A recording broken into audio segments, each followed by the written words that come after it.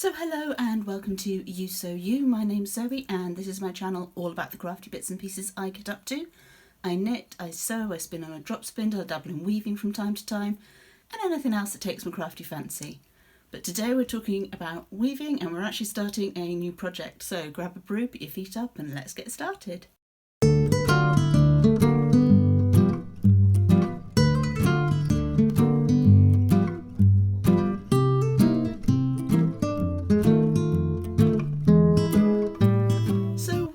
Welcome back to any returning viewers, and to any new viewers a very warm welcome to you. As I mentioned in the opening to the video, we're actually starting a weaving project today. You might remember, if you're a regular viewer, that a little while ago showed you how I was coming up with my plan, my design for a new tapestry weaving. Now I've actually managed to clear my tapestry loom, so it's time to warp it up and get started on this particular project. Now this is going to take a bit of time, so I'm going to do a series of videos showing the project as it progresses. So it'll be every few weeks or so, most likely. So I'll do a bit and I'll show you some of the process. I won't show you the whole, every single second of me actually weaving, because that'll get a little bit repetitive, but enough to give you an idea of what I'm doing, and you'll see it progress over the course of the next couple of months probably. And part of the reason for me doing this is obviously to share the process, but also I have a tendency to leave projects on the loom longer than I should when I'm working on them, so that I have gaps between when I work on them. So by putting up a video for you every couple of weeks or so, then that's going to keep me going on this particular project, get it finished sooner. Not that it's a race, not that I need to get it finished by a particular point, but the longer you leave something on the loom, the more likely you're going to have some issues with tension. The warps will slacken off sometimes, and that can cause you a few issues. And your actual weaving tension with the wefts can vary a bit as well. So I have a tendency to, particularly down the right hand side, as I'm looking at it, have variable tension, shall we say. The left hand side less so. Which I don't think is particularly unusual with weavers, but by having a more consistent weaving practice, so consistently going back to a project over and over again, that should then give me a chance to keep those issues in check, and hopefully get things done a bit quicker and a bit more evenly. So I'm going to need to turn the camera around to show you what I'm up to, so I'll work out what angle I'm going to be filming at, which could be interesting. My loom is at the moment up there waiting to be rewarped, so I will warp that up. I'm using this bamboo that I got from Freya Jones Fibercraft when I bought my inkle loom. I have had this bamboo thread for a long time now, and as you can see the reels are quite big and I've still got quite a lot left. I've made a few inkle bands with it and I've used it for warp on my tapestry loom as well. Bamboo is a nice strong thread. Part of the reason I like using this one on my tapestry loom is I like weaving with fingering weight yarns and getting that smoother edge on the curves, and when I choose to do something a bit more detailed, which I haven't done yet, but I've seen some beautiful weavings of like figures and people's faces and things. When I choose to do something like that, the higher number of ends per inch is going to enable me to get more detail in. So having a thin warp is going to assist with that, basically. You can use a thicker warp thread, absolutely fine. My loom will probably, just having a look at the size of the grooves on it, probably cope with up to a fingering weight. I mean, that's what it came warped with. It came warped with string that was roughly like a light fingering sock weight type thickness, but I wouldn't be going any thicker than that. I can get two different ends per inch on my loom. I tend to use the more dense one. I can't remember off the top of my head how many ends it is. I want to say 10. I think it's about 10 ends per inch.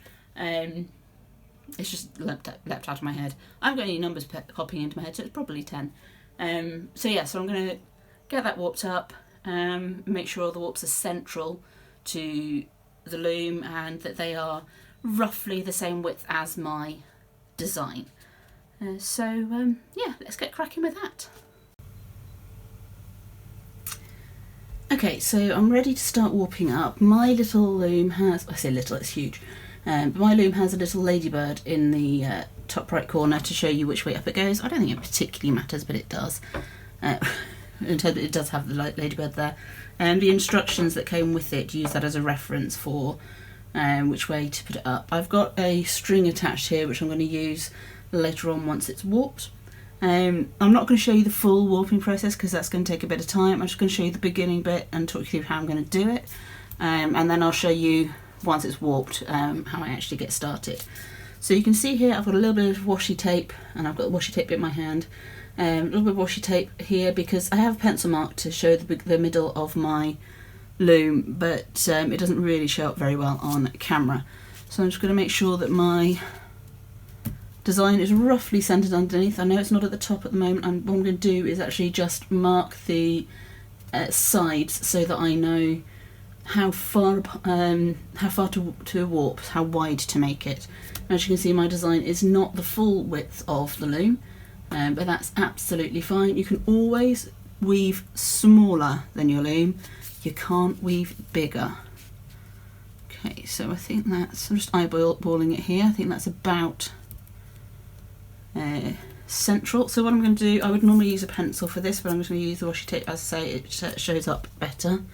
So I'm just going to put a bit of washi tape on this side and a bit of washi tape on this side. Like I say, I would normally do this with pencil, but it just doesn't show up very well against the wood on camera. So I've got a bit of washi tape on either side of my pattern to show the width of it. You might just about be able to make out here, around here-ish. I'm looking at my monitor, so there we go. So just above my little finger, you might just about be able to make a pencil mark out. You might just about be able to make one out above the washi tape. Those are my marks from my previous warping, but you'd have to have pretty good eyesight and a good monitor to see that on camera, hence the tape. But yeah, just a little pencil line is all that you need. So I'm going to start warping at the side that's just off camera, so the left as I look at it, because that's easier for me. I don't think there's any particular reason why you can't start at this side if that is easier for you. And I'm going to put length of my warp thread through each groove on the top. If I hold my loom up a bit, you can see the grooves there. There's grooves on the top, there's grooves on the bottom. So I'll do a little count to make sure that they're even either side of the centre to the width that I'm going for. I'll put one warp thread through each groove at the top and bring it all the way down to the bottom and back up again. So it'll be a loop around, it kind of spirals around the loom as you warp it. So yeah, that's what I'm going to be doing next. I'm going to do that off camera. Partly because it's a bit repetitive and partly because my loom is quite large, and trying to get that all in shot in my little craft room is just not going to happen, quite frankly. So I will come back to you once that is warped. It's a fairly simple process. Yeah, so let's get on with that and I'll show you when it's done. Okay, so I've warped up the loom and I've done a starter weft at the bottom with the string that I showed you earlier. So the string is attached at both ends to the screws that run down the sides of my loom. Other looms, it might be a wooden bar, much like this one, and quite likely to be. I've only seen a few that have had the long screw at the side, which is fine, but it does obviously rub against the table that I lean it against as I'm weaving. So I mean, it's not a precious table, and I am going to be upcycling it and redoing it at some point in the distant future, but things to bear in mind. So I might put a bit of cloth over the table when I'm actually working on the loom in future. So yeah, so the warps have gone around the whole loom the whole way across, and then I've taken the string and I attached it at this end. So I folded it in half and put the two ends through the loop to secure it to that end of the loom. Then I took the first one over, under, all the way across, and the other one's gone through the open shed, so it's just passed between the two warps, and then they've been tied off at the other end. So the purpose of that is to turn it from 5 ends per inch, which is this sort of density of warps, which would be great if I use it using like bulky yarns and chunky yarns and roving and handspun and that sort of stuff, to 10 ends per inch, which is this much more dense warp. You do then need to try and even out the warp distribution at the beginning. I mean, it will even itself out as you weave, as long as it's not like too uneven to begin with. So my next step is to attach the pattern. So I'm going to turn my loom over to do that and grab my washi tape. I did have to adjust where my warps sat ever so slightly, just to make sure that I had the same number of ends either side of the centre. So this is the back of my loom. If I was using the 5 ends per inch warp for this loom, I could put the pattern between the warp, so in this space here. But because I'm using the 10 ends per inch, I need to put it on the back. So I'm going to make sure that my top is at the top, so my sky, and I'm going to position that on the back.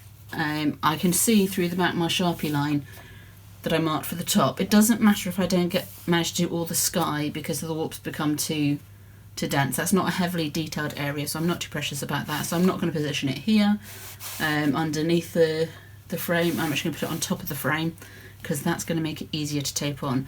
You can see that my warps are thinner than the pattern, so I've got some overlap over the pattern, which is what you want. And I'm going to tape outside of the warped area to my frame. If it overlaps on the warps a little bit, I don't think that's going to matter too much. But as you are going to be weaving between the warps, you want to keep that minimal. So I'm just taping the edge of the pattern to the frame, keeping it fairly straight and fairly centred.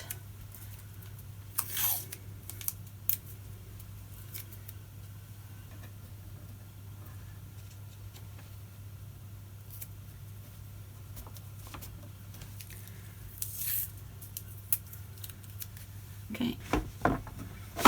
So we can see now underneath the warp pattern. Okay, so my next step actually happens here at the bottom.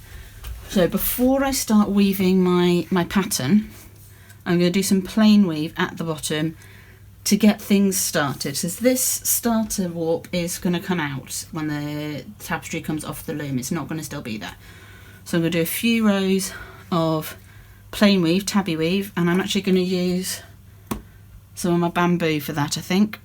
And that's just going to give us a nice, straight, even base for the start of the weaving. For what I've got planned for this particular weaving, this starter tabby is not going to show in the finished weaving when it's off the loom. So I'm going to get some butterflies sorted out with this. Okay, so when I'm talking about butterflies for yarn management for weaving, what I mean is I don't have bobbins for weaving. It's something on my wish list to get at some point, some tapestry bobbins. But this is another way of controlling your loom, your weaving thread, your weaving yarn, if you don't have bobbins. And you can use it if you're doing things like intarsia and knitting as well. So I'm going to basically make a rock symbol. It's rock and roll weaving. So I'm going to make a figure of 8 around the horns of my rock sign with the yarn. I've still got it attached to the spool at the minute, so it is going to roll around a bit. In fact, I might stand my spool up. And I'm just going to get a reasonable amount of thread. Don't need a ton, but a reasonable amount of thread. And I'll do this with wools as well. The amount I put on will depend on the thickness of the yarn and how much I'm planning to use. That's probably going to be enough, I think, for starting. So then I'm going to take my little finger out of the figure of 8 and grip it with my left hand, keeping this loose end out of the way. That's the working end that I've got in my left hand there. So I'm going to wrap the end that's attached to the spool around the middle a few times. Then I'm going to make a loop, pop one end through and pull it tight. Then I'm going to just trim off a short tail there. So then I can hold by the middle and just pull the thread out from my butterfly. So that's how I manage my threads for weaving. Right, so I'm going to get that first few rows of plain weave, tabby weave done to get started off, and then we'll get to the fun, exciting stuff of using actual coloured yarns.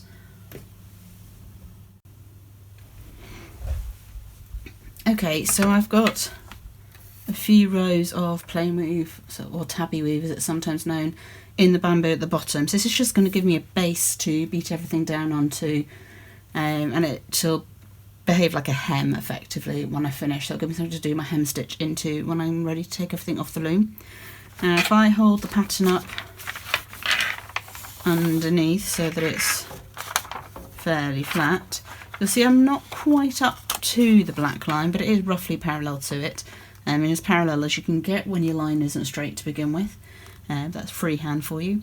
But that's okay, because I'm going to do a rye knot fringe between this plain weave and the start of the hills, and if the hills end up starting slightly early, that's not a problem. Okay, so I've got a selection of yarns here for my hills, mostly greens. I've got some mohair and some sock yarn and some worsted weight wool as well. The good thing about weaving is if something doesn't work, you can always take it back out again and try again. So this is what I'm going to be playing with for the hills to begin with. So I think for my first couple of hills, I'm probably not going to use those ones. They seem a bit more distance and sky mohair to me. I'm including the mohair because I want to play a bit with textures in this one. That's why I've got the different thicknesses of yarns as well. I'm going to take that one out, I think, for this first bit, and I take out this like mustardy, greenish, yellowish one as well. And I'll put that one further back. Okay, so we're going to do this one with the green mohair for the plain weave first hill that's going to be in the bottom right hand corner. And let's try this one, I think, for the sumac hill that's in the bottom left corner. So these are the ones that I'm going to use for my rye knot fringing at the bottom as well. I haven't worked out which yarn I'm going to use to outline the hills, but we'll get to that in a bit.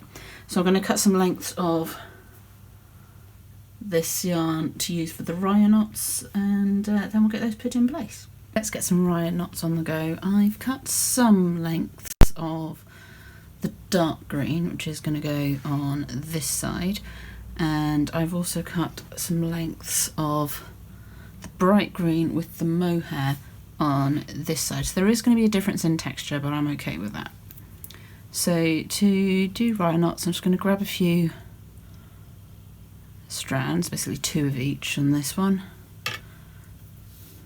and I'm going to start over this side. I'm going to go over 4 warps for these, just because that's the width I want them to be. I'm just going to put my wefts over the front top and wrap them under and through on the other side. So it's more of a sort of loop around than a like true knot at this point. And then as it pulls it down, pull it up against itself and then back down again, and we have a neat little knot on the side. So we'll do that again. I'm going to be doing a few rows of these, I think. Okay, so 2 of each. That one's not been cut.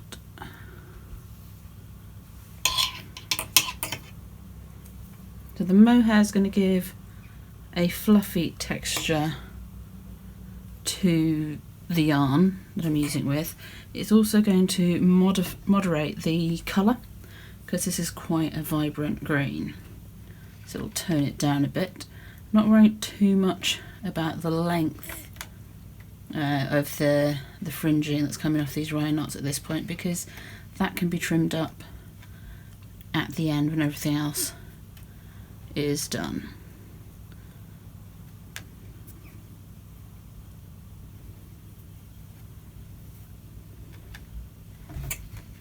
And then we've got feline assistance as well. Hello, Leo. Nope, away from the windowsill, darling. I have seedlings on my windowsill, so I don't obviously want the cats sending them astray. I also don't want the cat standing on the warp. Okay, so that's 2 Ryan knots. I'm going to continue that all the way across to around about here, where the hill would have been continuing down, and then I'm going to add in the dark green on that side. Okay, so I'm getting on quite well with the Ryan knot fringing. Here you can see I've got 1 layer of the green with the mohair, and I've started putting a second layer on here. So I worked all the way along this way and added in the dark green, and then came all the way back the other way. I've got this far so far. So you can see the difference in texture between the 2 strands of just the fingering weight yarn and the 2 strands with 2 strands of mohair with it as well. So there is a lot more volume in this, so that's a nice sort of change of texture as well as the colour interest. So I'm going to continue working my way back along this way with the green and mohair, and then I'm going to put in a 3rd row in the just the green on its own. Putting in more layers is going to give more coverage. You can see where I've just got the 1 layer, some of the starter tabby weave showing through, and you can see it a bit as well in the 2 rows of the green without the mohair. So that's why I'm putting in a 3rd row in there, partly to cover up the tabby, but also to match the volume of the layers with the mohair. And by beating them down as I put the next layers of weaving, that's going to even that up quite a lot. And if I just hold up the pattern underneath, you can see that by the time I put in those other layers, I'm going to be approaching the black line. So as I'm putting in these additional rows of Ryan knots, I'm making sure that I'm staggering them compared to the previous row. So where before we were just taking the next 4 warp strands, this time around I'm looking at the row before and I'm taking 2 from 1 knot and looping round, and 2 from its neighbour and looping around. So that way it's going to cover the gaps better. It's an escapey bit of mohair there. So I'm going to do this all the way across with the... Yes, darling. Assistant cat has come to help, as opposed to the cat that stands on the weaving. So yes, I'm going to go all the way along to the right hand end with the knots with the mohair, and then I'm going to put a 3rd layer in the knots without the mohair to even up the volume. It won't notice when the weaving is complete that there's more rows there, as it shouldn't notice particularly. It'll just look fuller and have a better texture to it, and the plain weave will be covered up as well. So yeah, I'll keep going with that and I'll come back to you and show you what it's like when all the Ryan knots are complete. Okay, so I'm just putting in the last few Ryan knots of this 3rd row for the dark green. As you can see, it's looking nice and full. Lots of bushiness going on here. And we've got the coverage going over here, and the volume is now matching the section with the mohair in it, which is great. So I've got a couple more to do, and that'll be the rya knot section done. So obviously, if you've found this useful and interesting, like and subscribe and do all that stuff. The next weaving video in a few weeks' time will be starting the hills. So we'll be doing a bit of plain weave with the mohair and the yarn held together. I don't think I'm going to be able to do butterflies for that because mohair tends to stick to itself. But yeah, that will be coming up, so you don't want to miss it. Make sure you've subscribed and dinged the bell because that'll let you know when it comes up. As you can see, when I hold up my pattern underneath, at the right hand end as I'm looking at it, we are now on that line. We're not quite there at the other end, but it's okay. As I was saying earlier, it doesn't matter if the hills start a little early. The pattern is very much a guideline. So I'm happy with that. It's looking nice and full. I can tidy up at the end.